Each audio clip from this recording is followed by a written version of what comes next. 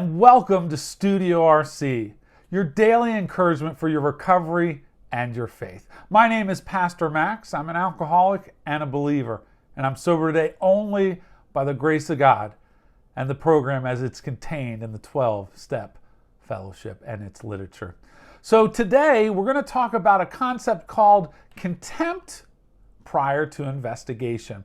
That quote comes in the big book in this second appendix as it's talking about spiritual awakening. And I want to give you the quote right from the beginning, and then we'll kind of dive in. There's a principle, and this is from Herbert Spencer. There's a principle which is a bar against all information, which is proof against all arguments, and which cannot fail to keep a man in everlasting ignorance. That principle is contempt prior to investigation.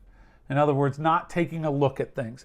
And how many of us fell prey to that first, maybe when it was getting sober and we weren't quite sure if this program, NAAA, any of the 12-step, if this would work. Or maybe we felt that way about God. I'll get sober using your 12 steps, but you just hold off on that God stuff. I've tried faith and, it doesn't work, or it didn't work for me, or it didn't get me sober. And so we have this contempt prior to really investigating, or we think we have investigated when maybe we haven't. Our scripture today comes from Proverbs 15, and it's the first five verses. Listen to this. A gentle answer turns away wrath, but a harsh word stirs up anger. The tongue of the wise adorns knowledge, but the mouth of the fool gushes folly. The eyes of the Lord are everywhere, keeping watch on the wicked and the good. The soothing tongue is a tree of life, but a pervasive tongue crushes the spirit. A fool spurns a parent's discipline, but whoever heeds correction shows prudence. A gentle answer turns away wrath, but when we have contempt for something, we have a harsh word for something. That's often what contempt can look like, and it stirs up anger. The tongue of the wise adorn knowledge, but the mouth of the fool gushes folly. When we start talking about things that we don't understand, there is contempt prior to investigation. And the Bible tells us actually, when we do that exact that action, we gush folly, silliness. Because the Lord's everywhere, and He's keeping watch on those who aren't doing so well and those who are trying to follow. He's got it. But the soothing tongue is a tree of life, but a pervasive tongue, it crushes the spirit. In other words, when we speak badly about anything, but especially things we don't know, it has the power to crush the spirit. It's very negative. And a fool spurns a parent's discipline or their knowledge or their encouragement or their teachings. But when you heed correction, it shows prudence. And that's when we come through and are on the other side of our investigation, we no longer have contempt because we have investigated it. And so let me talk a little bit about this contempt prior to investigation. According to Google, it is defined as a disregard for something that should be taken into account. When we first enter people come into recovery and getting clean in two different ways. Maybe they come from a faith background and they're skeptical of sobriety in the 12-step program. Because I know what faith is. Do these people know what faith is? So there's contempt prior to investigation there. Or some people come into recovery and they don't know much about religion, or they had a negative experience in some way, and they say, I'm okay with this 12 steps thing. I don't know if those people don't know what they're talking about. But either way, there's a contempt prior to investigation. We're not taking into account all that we should take into account. How many times have we been too quick to judge something or somebody, or jump to a conclusion without having all the facts? We do it all the time. We take a little tidbit. It's the whole judge a book by its cover. We judging whether it's a person or a concept often too quickly. And the judgment in this case, in what they're talking about in this contempt prior to investigation, is in regards to a spiritual awakening. Many of us judge religion or spirituality or another person's belief system without looking further into the spiritual matter in question. Before disregarding spiritual experiences, one which we clearly believe in and value very much, investigate them with an open mind. Always with an open mind, because when we open our minds, we understand things from a far less judgmental perspective. We have the ability to do that. When we have contempt prior to investigation, it blocks us against the bigger picture and it keeps us in the dark. It keeps us ignorant. Before we claim to know all the facts or have all the facts, understand that there's often more than meets the eye. There's always the other half of the story. So try to, as we enter into spiritual things, to be open-minded to information, including information you may not have yet. When we can do this, when we can be more open-minded, we might not have all the facts, but then we become teachable. I think that this concept of contempt prior to investigation, it's really, there's this we don't want to be judgmental.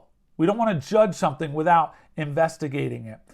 We want to have an open mind and be teachable. Now, the funny thing is there are two sides to that coin. I don't want to be so open-minded that everything in my mind falls out. Like I have this hole and I'm so open-minded that it doesn't matter what comes whipping through because it's so open-minded.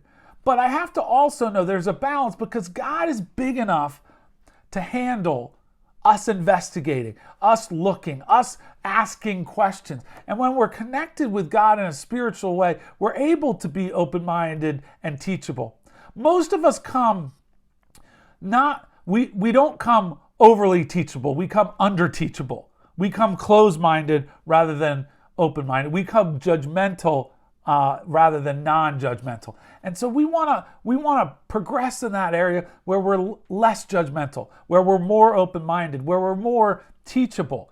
And there's that balance where we can trust God, that God's big enough, but also where we're open-minded enough to be teachable and so that we can understand. All of this is in regards to a spiritual experience. And it talks about this in the big book of Alcoholics Anonymous.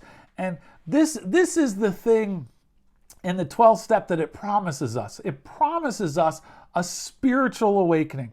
And it's the term spiritual awakening or spiritual experience. It's used throughout the literature in the program. And it indicates that there's a personality change sufficient to bring about recovery from addiction and alcoholism. That's what spiritual awakening is all about. Spiritual experience is about. And there's this personality change, or even some term it as a religious experience that takes place. And the nature is often sudden and has this spectacular upheaval in our lives as we see life differently, as we experience life differently, as we extend love and forgiveness in ways that we've never done before. But some people had come to the conclusion that you needed this immediate thing. It had to be a bolt of lightning. It had to be a, quote, born-again experience where if you didn't have this, then it wasn't real. And the truth is, we want to acquire this overwhelming God consciousness, but it's not immediate and overwhelming for all. Such a transformation, though frequent, are by no means the rule. If you haven't had this sudden experience with God, that doesn't mean you haven't experienced God. It doesn't mean that you haven't had a spiritual awakening. William James, one of the friends to early on in AA, he was a psychologist, said that many come through an educational variety where it develops slowly over a period of time. And quite often, friends of the newcomer are aware of the difference long before they themselves are aware of it. So they're learning, they're doing things differently, and they're getting sober, they're going through the steps, they're coming to meetings, they're doing all these things, and then they're changing, and the person doesn't even realize they're changing. a profound alteration in their reaction to life. Those who are further down the road can often see it in the newcomer long before the newcomer can. What often takes place in a few months could seldom have been accomplished by years of self-discipline. Something happened. A power greater than ourselves has come in and changed things. Most of us think that the awareness of a power greater than ourselves is the essence of our spiritual experience. Our more faith-filled members sometimes call this a God consciousness, where we're aware of God. We most emphatically wish to say that any alcoholic, any addict capable of honestly facing their problems in the light of our experience can recover, can become clean, provided they do not close their mind to all spiritual concepts. So often people are like, I'll get sober, but the God thing, the spiritual thing, I'm not going to do that. But they can only be defeated by an attitude of intolerance or belligerent denial. I will not believe. I will not look. I won't even investigate the possibility that exists. We find that no one need have difficulty with the spirituality of the program, the faith of the program. Willingness, honesty, and open-mindedness are the essentials of recovery. That's been repeated over and over again. These things are indispensable. Open-mindedness, honesty, willingness, that teachability, even in regards to spiritual matters. And again, the quote from Herbert Spencer is, "There is a principle which is a bar against all information, which is proof against all arguments, and which cannot fail to keep a man in everlasting ignorance. That principle is contempt prior to investigation." I would encourage you to investigate. Take a look. Take a look at the way of faith and the way of no faith.